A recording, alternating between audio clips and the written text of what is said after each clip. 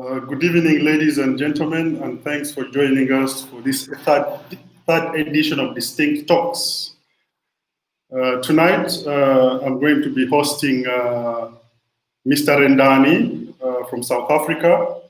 And as you're aware, this session is always powered by the Christian Democratic International Center, which is a party foundation based in Stockholm, working across 3 continents in Eastern Europe, in Latin America, and parts of East Africa.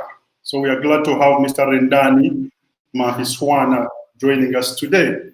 Mr. Rendani is a commissioner, 4th Industrial Revolution, which is the Presidential Commission on the 4th Industrial Revolution in South Africa. He's also a senior technical advisor to Energy, Sasol, and is an international researcher. Rendani is a doctorate candidate in engineering and innovation management at the University of Johannesburg, and his research is titled A Hybrid Ecosystem of Innovation for Emerging Economies. It explores the development of an alternative and improved theory to the concept of national system of innovation in emerging economies.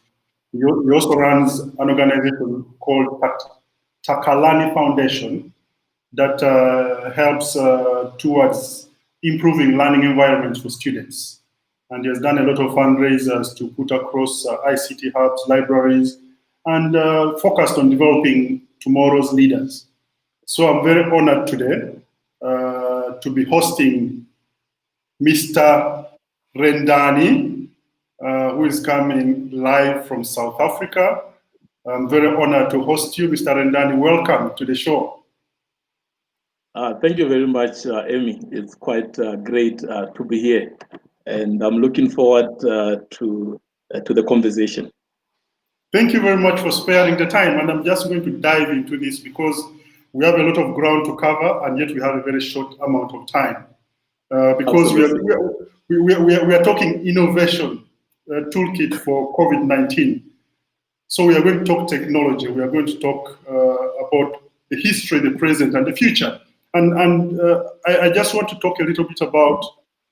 I want you to take us back to the history, the conversation about where technology came from, and the disruptions that we have had. And I like referring to the book of Malcolm Gladwell, who talks about David and Goliath, where small people come and beat big people. So I'm talking about small disruptive technologies that came up and beat hands down big brands at their own game. Now I'm very excited just to take us through the history of these brands that got beaten in the David and Goliath situation. Before then we can contextualize it to the present situation and then move it to where we need to go as a continent. So back to you, Rendani. Thank you very much, Emmy. So I will look into 2 technology areas.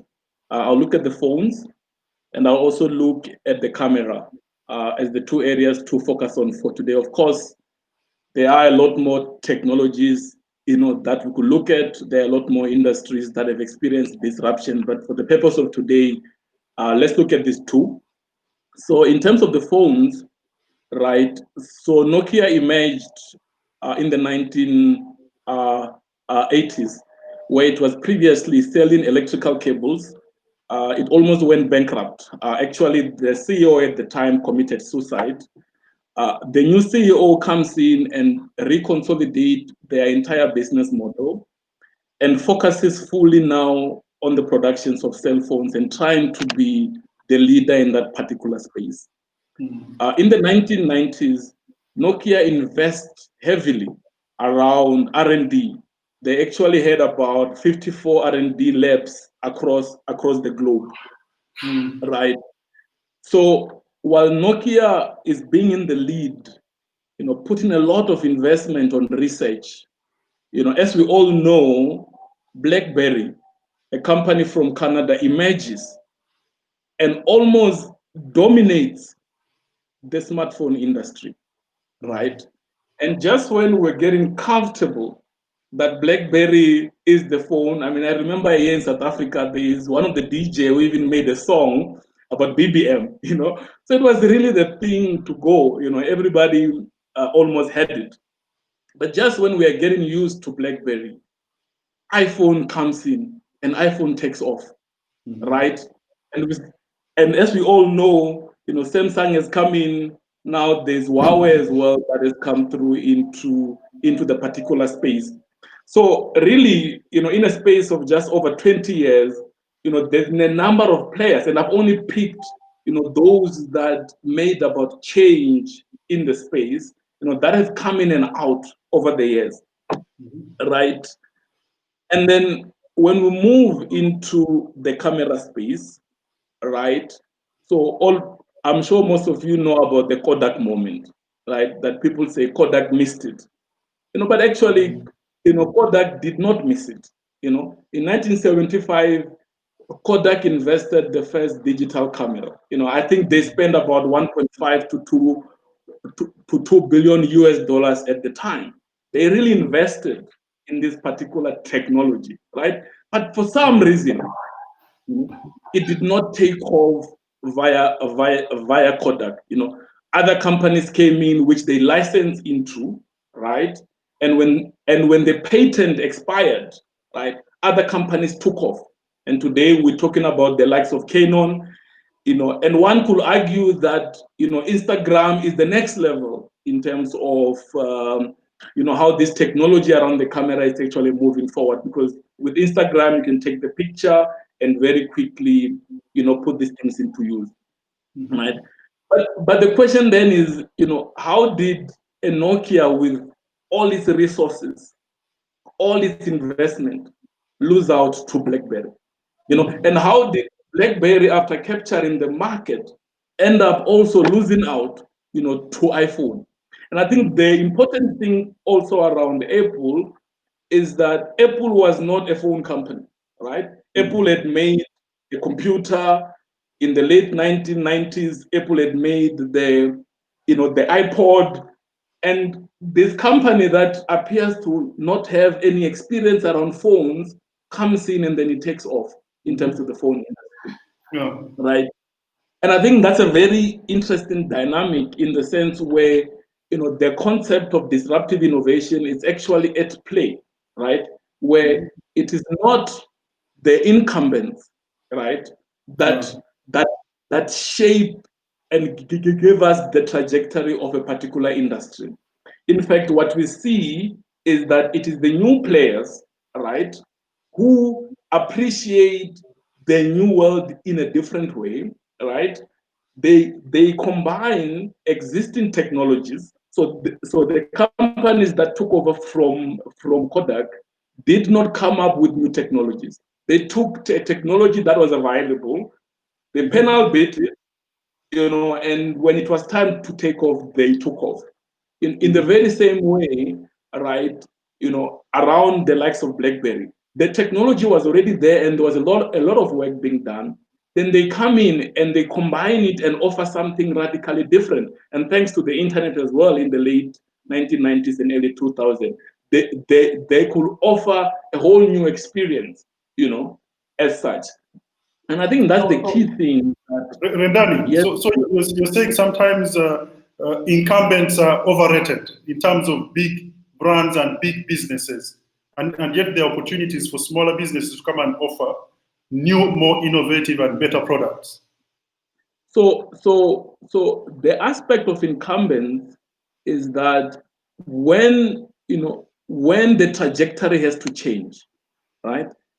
Incumbents do not, are not motivated to chase those new opportunities because those new opportunities contradict with their business model. They contradict with their profit formula. So they don't find those new opportunities being attractive in the beginning. So they hold on into what they're doing, even though what they're holding on is probably coming to an end. But it really comes back to the profit formula and how a particular company generates revenue and their profit. So it's not that they don't see where things are going, but at that particular moment, where things are going does not generate any profits for them at that particular time, right? And they're also heavily invested right, in where they are. So what do? They focus on what they know, because at least they can still generate some income over there, versus entering a new territory where they have to reconfigure their entire operation.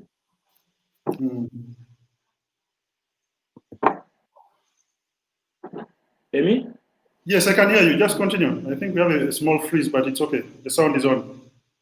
Okay. Yeah, no, so I think I was just covering on that part, that it's not that, they are not useful, just that when the trajectory is changing, they seem to struggle in terms of engaging the new world. The profit formula that the companies have. Yeah, so I think, let me pick it up from there, right? So every company has a business model, right?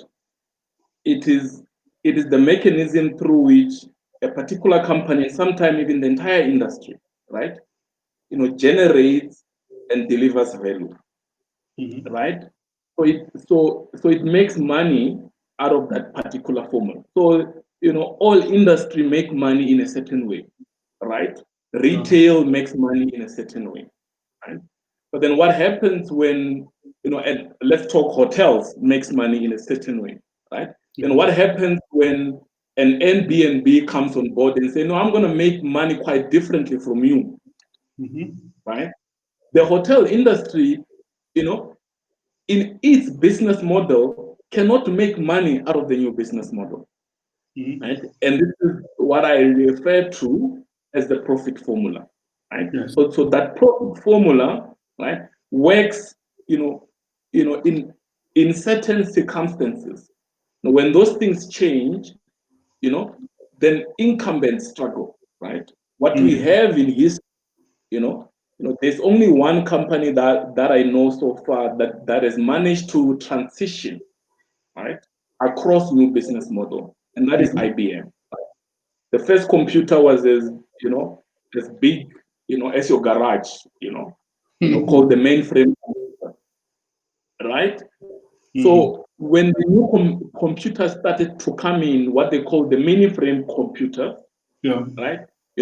IBM realized that, within its business model, right, but that is very expensive to operate, they will not be able to capture that new business model. I mean, they will not be able to operate in that new market. Yeah. What does IBM do? IBM sets up a team, right, to look at this new development. They don't only set up a team to look at the new development, they ship that team off the office so that they are not distracted by the activities of the main business, right? When Apple and then started to personal computers in the 1970s, right? So now it's the move from the mini computer, to the personal computers. IBM once again looks at it like, no, within the profit formula of mini frame computers, we cannot compete, because the price difference from a mini frame computer to a personal computer is so huge that you can't just move there and start making money, because you are not set up for that. Once again, IBM launches another team and puts it, I think they put this one out in Florida and say, hey guys, carry on and go work on that thing, And then and through that, they are able to engage, the disruption. They are able to compete. So in a sense, they launch themselves also as an entrance into the market, which is not stuck on how things are done in the past and stuff like that, or in the other side of the business, right? And this is really where the incumbents struggle with entrance, because they want to do what they've always done, right? And I anticipate that we're going to face the same things around the renewable technologies, around electric vehicles, because incumbents, right, wants to make what they've always made, right? Yeah. But that doesn't work anymore in the new era, because the entire profit formula, has to be very different. So what does that mean for companies like Facebook right now? It's doing very well. Do they need to start thinking how do we reorganize ourselves for the future? Because maybe another kind of company could come and take them over. So, I mean, if you've been watching very closely, Facebook has done, a couple of moves, and I think they are preparing to do the next one, right? They bought WhatsApp. That's part of the reinvention of trying to say, how do we reconfigure ourselves to where the world is going? They've already bought Instagram. That is part of the reinvention. If I'm not mistaken, during COVID now, they've set up an online platform for SMMEs to sell their products. I think via Facebook and also via Instagram. I think on Instagram, you can make your food and then sell it, via the Instagram. I think I've seen something along there. So, and then they're also engaging now on the conversation around, some cryptocurrency, coming from Facebook. So, I think they are recognizing that as much as they took over from the likes of MySpace, equally so, if they don't, engage the future correctly, they might also be affected. Yes, you were saying. Rendani, innovation is very much about creating and destroying, and the cycle goes on. But also, it means that it means that new, smaller, more innovative businesses come and beat down the bigger businesses. But that means that when the big business goes down, there are jobs that are going to be lost. How do we positively disrupt by making sure that we are creating extra jobs to be able to absorb people that are falling out of the incumbent big businesses?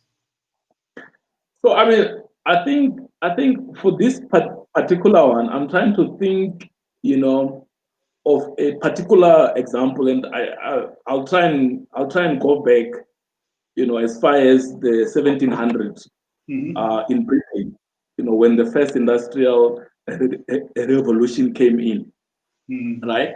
So the people at the time were so concerned about mechanization, coming into the fore, right? Because they wanted bigger horses, and they really wanted things to continue on that particular trajectory, right? But one of the things that happened with the mechanization of labor, right, was the creation of a whole new set of industries and value chains. Because now all of a sudden, if you've got trucks, if you've got machines, I mean, first of all, they need to be made, they need to be maintained, right? So there is that possibility that in the disruption of the existing, right, there is the creation of new industries, new markets, and new value chains. Yes. But the other thing as well is that, the disruption doesn't happen overnight. It takes time to completely, because the incumbents are not just going to hand over to say, no, you can actually take. So it takes time in a manner that if we are understanding what is happening, then the disruption itself can somehow be managed in a manner that achieves some of the objectives. There's not something that just happens overnight. It's just that the day when it happens, it does appear like it was overnight, but in reality, things start to change for a while. Like if you think about it, the conversations around, environmental protection and CO2, things about, EVs and all of that. It's not a conversation of yesterday. The conversation that has been for a while. And the question is, are we watching? Are we understanding what is happening? And are we reorganizing, the sectors of our economy and the sectors of society in a manner that supports where the world is going? And particularly from a public sector perspective, are we investing in the kind of education that ensures that our people are absorbed in the future? And so I think it might be so much of us not being aware of what is actually happening. But these things don't happen overnight. They take time. I mean, typically, new technologies, to really come into the market and flourish can take about 20 to 40 years. So they happen and we say it was over time.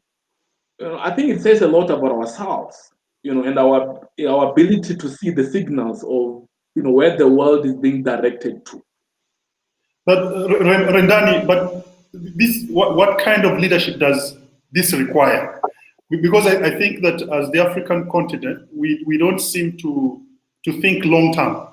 We don't think to focus very much in investing in infrastructure that will give us deliverables 10, 20 years from now. What kind of leadership do we need right now to make sure that we start thinking like this, we start supporting these kinds of spaces for the future within the continent? Yeah, so the key thing, to note prior to going to the kind of leadership, is that a large part of disruption, right, is creation of new markets, right? So a large part of what the entrants have to deal with is how to negotiate the creation of a new market, right? That takes time, that takes a lot of experimentation, right? So from a leadership point of view, what we need from our leaders, right, is an element of patience, right? And then also an appreciation for experimentation. It's very easy now to to make noise about Silicon Valley. But some of the literature says Silicon Valley was started in the early 1900s. But when did Silicon Valley start to drive things as we see it today? Right? We could talk about China as well now, but when did China actually start? Right? So these things happen over a very long period of time. So the kind of leadership that we need, right, has to be one that appreciates aspect of experimentation, that will need to offer, our upcoming entrepreneurs, our professionals, the space to trial and error, right? But of course, have the capacity to know how to capture the different knowledge spillovers. So I think that's a very important part that we need to demand from our leadership, and see how we can make sure that some of these things, must not be affected by the political changeovers. That some of these things, must be maintained even through the regime change. Because I think the regime change is going to be, a thing that continues, as African countries tries to figure out exactly, which political party, leadership style, and stuff like that. But I think there has to be a conversation about, but what are those certain things that have to stay under the radar that must not be affected by who is in charge? And I think that's a very important conversation that we need to, because we cannot keep on starting and stopping. It really takes away the opportunity for ourselves, to get on the curve, because we are trying to get onto the curve. So if we keep on stopping, then we are not necessarily, allowing ourselves the opportunity to develop the necessary technological capability and the productive power, which is what the countries that we look out for have mastered very well. But that means it's for our case in Africa, it's very much a political question. That you must be having a set of leaders who are willing to think long term. But Rendani, what about? When you go to Europe and North America, you have all these billionaires and rich people who are willing to just throw out money at young people with ideas. Why don't we have our kind of billionaires and rich people trying to do experiments with these kinds of ideas within the continent? Because we have a lot of them that have the ability to throw out this money and then see young people doing these experiments and taking the risks and coming out with something interesting. So I think, the one element on that, and one must always look from the investor point of view as well, right? Will I want to invest my money with someone who has not, failed? My answer is no, right? So I think, the question of the investors is equally coupled to the question of the leadership that you raised earlier on. That can we ensure that perhaps even by the time I get to university, right, or post the university system. So you are probably at the age of 22 by then, that you have already experimented on a couple of things, and especially around generating ideas, around packaging those ideas in a particular business model, around attempting to create such a market so that you are able to internalize some of the lessons. And I think we have people who have experimented, you have somehow de-risked them, So I think it's a role that the government needs to play to de-risk some of our entrepreneurs. Because when someone is starting for the first time, I mean, there is just a lot of worry of, am I going to get my money back? And I think there has to be a way where we are able to experiment around them throughout the age. I mean, a good example. I mean, in South Africa now, our unemployment rate is very high. Right? Now, all of a sudden, we are telling graduates that they must do entrepreneurship. So I spent 12 years of basic education. I spent 4 to 8 years of, of campus. There's nothing about entrepreneurship. There's nothing about innovation, right? Now, once I've graduated, which I graduated to get a job, now you tell me I must think about entrepreneurship. I think we were really doing those conversations a lot earlier, right? So that it is not a surprise. In fact, I think, right, as part of the education system, right, there has to be a deliberate effort that says, as a start, right? Let's say we plan for the next 5 to 10 years or whatever, right? And then say, 30% of the graduates must be targeted towards creating new enterprises. Like there has to be a deliberate effort. And then we say, from when they are in grade 8 or grade 10 or whatever it is, you guys are channeled for creating new enterprise. So what do we need to do to make sure that you do that? And at some point, it could be a 50-50 split, where some are getting educated to work for others, and others are getting educated to make sure that there is employment and work for others. Because things are changing, and I think we mustn't expect it to just happen automatically. There has to be a deliberate effort, from my perspective.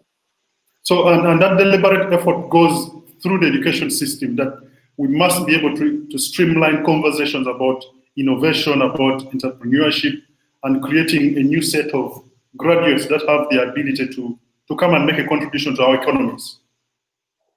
Yes, absolutely. I mean, there's always a conversation about, dropouts in the US, right? Bill Gates and Zuckerberg, and also, Elon Musk did drop out from a PhD program, right? And it's always, it's sometimes held as a way to say, education is probably not good and stuff like that.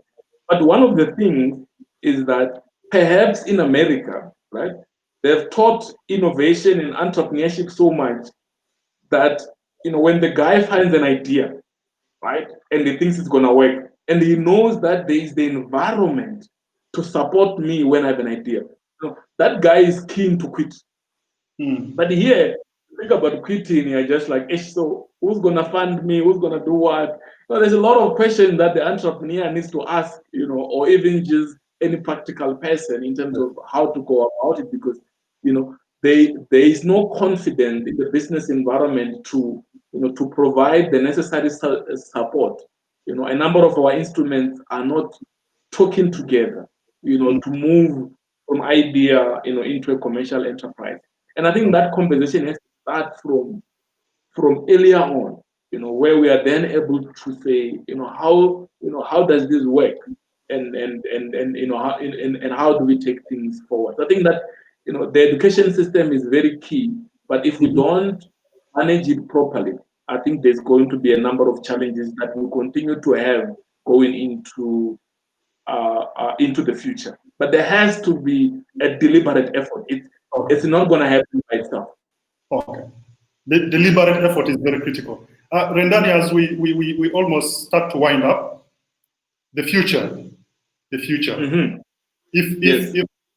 If I'm a big entrepreneur on the continent, if I have some money, if I want to bet for the future, tell me 3 areas where I need to put my money. Where can I put my money to make sure that in the next 5, 10, 15, 20 years, I'm going to make a big within the entire continent. Yeah, so when they do make money, they must let me know. Eh? We shall follow up. I mean, I'll focus on three areas, right? Yeah. And it really comes back to, attempting to understand and sense where the world is going, right? I think, the one particular area, whether we like it or not, the conversation about environmental conservation, aspect of the reduction of CO2 emissions is part of our lives now. It has to be solved, right? For the sustainability of the continent, for us and the future generation, right? And out of that, a key part of enabling that we were able to capture the renewable source energies, right? It's aspect of energy storage, right? So there's a lot of work, and I think there's a lot of advances that are going to emerge in the space of energy storage going into the future, right? So the technologies and the materials around energy storage. I mean, there's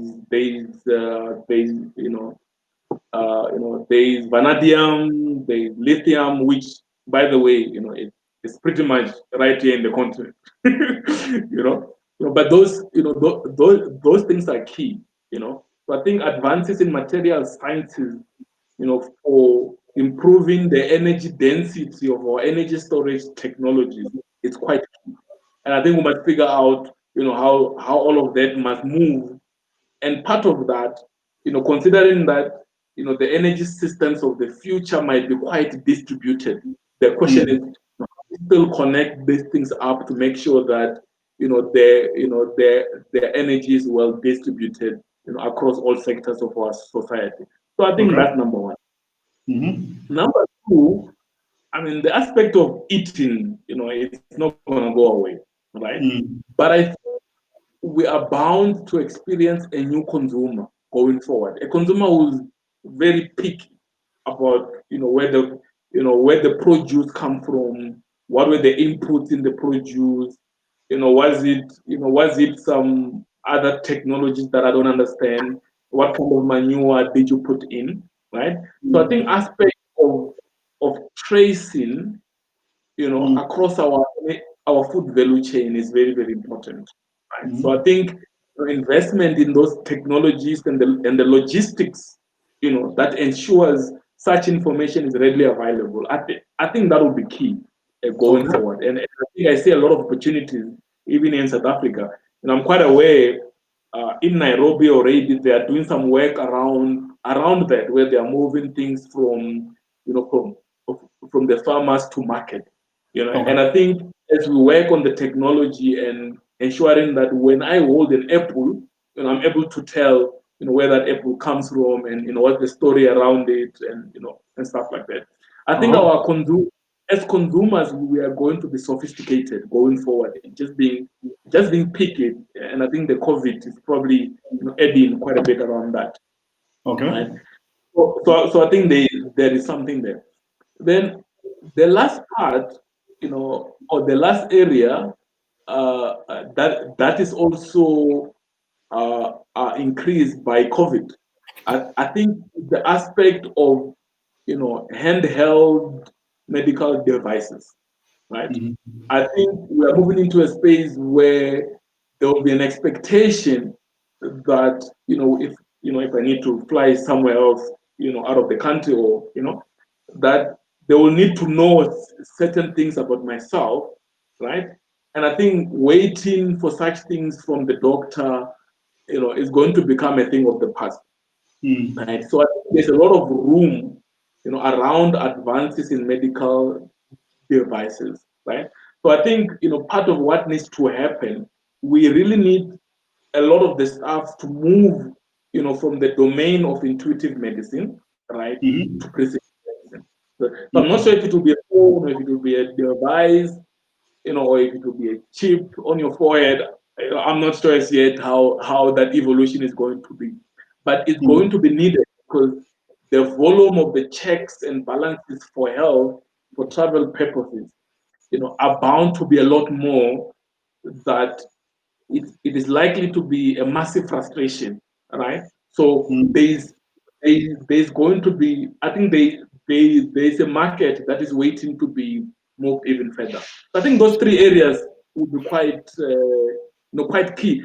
But obviously, with all of that, I mean, what I've touched on now, all of these things relies on data. Yes. Right? We cannot continue like what we're doing now, where our data is going somewhere else. Yes. So that. No, so interesting. Three areas that you've touched on that I think are important for the future: investment in energy storage, investment in agriculture, especially the value chain, tracing the produce and inputs and things like that, and then the medical space, where a lot of the testing and a lot of the work goes to the individual, rather than you having to go to the doctor most of the time. Now, for the young business entrepreneur in Africa, with all the challenges we have talked about, the fear for people to invest in young people, the uncertainty when it comes to politics, because business people will come in if there's predictability in terms of when this government leaves, am I safe? What do you tell the young people who are trying to enter the technology sector? They want to disrupt the space. They want to be able to make a contribution. But again, there are fears. They are not worried. They don't know. I mean, they are worried. They don't know whether they will get support. The banks don't trust them. We don't have philanthropists trying to throw around money for ideas. What do you tell that young entrepreneur watching us? So, I mean, I think for me, in terms of the young entrepreneur, I think there is a key element, that is important, right? Which technology allows us to do, even at a very basic level. I think the ability to mobilize, other individuals, like you and I. You mobilized me to be here now. Yes, we knew each other, from about 3 to 4 years back. But I think the ability to mobilize, right? I mean, you and I have maintained a friendship, since we met, back in, end of 2017 in Nairobi. Right? But I think that ability to connect, and build the right kind of people around you, right, that you could collaborate with on a number of things. Of course, starting small enough so that we don't lose, the entire investment at once. I think that's a very important part, that you are unlikely to get these things done alone. I think it's very easy to see an individual, and then you say Bill Gates, or you say Nelson Mandela, or you say, I mean, in South Africa, it's very easy to say, Professor Chirizi Marwara. But those people are deeply connected around their own networks, right? Either they are the leader of the network, or they've plugged themselves in that particular network that can believe in them, right? To be able to get things done. And technology can solve that for us.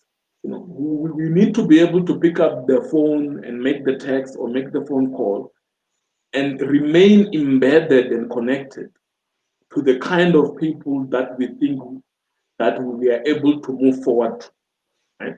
So, I mean, the Zoom calls have to take place, the WhatsApp calls have to take place, and we must engage on these different ideas around what I'm trying to accomplish and stuff like that. Right? I think we cannot, take that away, right?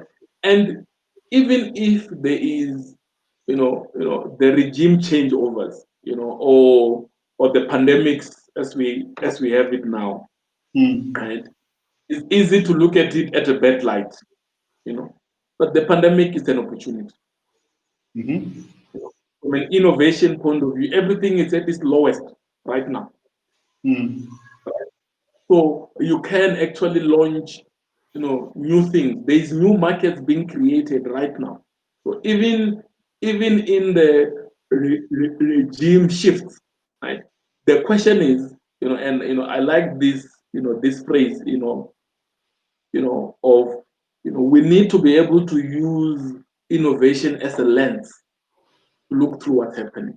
So even in the changeover, we need to be able to watch and say, so what does this mean? Where are the new industries going? where is where go, and then as the innovator, as the entrepreneur, as the inventor, as the leader, we must be able to have a sense of where things are going and adjust and join them. Okay. So they need to be looking out for the trends and trying to follow which direction everything is going. Not only the trend, I think the bigger thing is the signal. You need to be able to because the trend might look like it's up and down, but you need to be able to see, are we at the bottom now? And then you make the right choices for when we are at the lowest. Okay. Thank you very much. All right. Thank you very much. It was an honor having you trying to take us through the history of disruptive technology and where it has brought us, and the three ideas you put across for future investment, but also that education is key, that political leaders and governments need to be deliberate in creating spaces for young people and making sure that entrepreneurship is inbuilt and streamlined across all the conversations within school. Thank you very much for having you, and it was an honor. All right, thank you very much. I really appreciate it. Okay. That was Rendani from South Africa, and we are taking a memory lane talking about the disruptive history of technology that we've had, and talking about the Goliath and David situation where small businesses came and beat giants within the systems. And he has put a couple of emphasis on leadership, that the current leaders across the continent must be deliberate in creating visionary aspirations and supporting, creating spaces that support these kinds of innovations. We are hoping that you've learned something out of this conversation in terms of disruptive technology and innovation toolkit for COVID-19. And we hope that those of you who are entrepreneurs are picked and understood that the person-to-person conversation is still important. You need to pick the phone and talk to people that can support your business. You need to build a team. You need to continue following up on your past networks, because those are the people that come back to help your businesses. It was an amazing conversation having all of you. This Think Talks is powered by the Christian Democratic International Center, which is a party foundation running programs across Eastern Europe, Latin America, and parts of East Africa. Thank you all very much for joining us, and have a splendid evening. It was good having you all, and have a good night.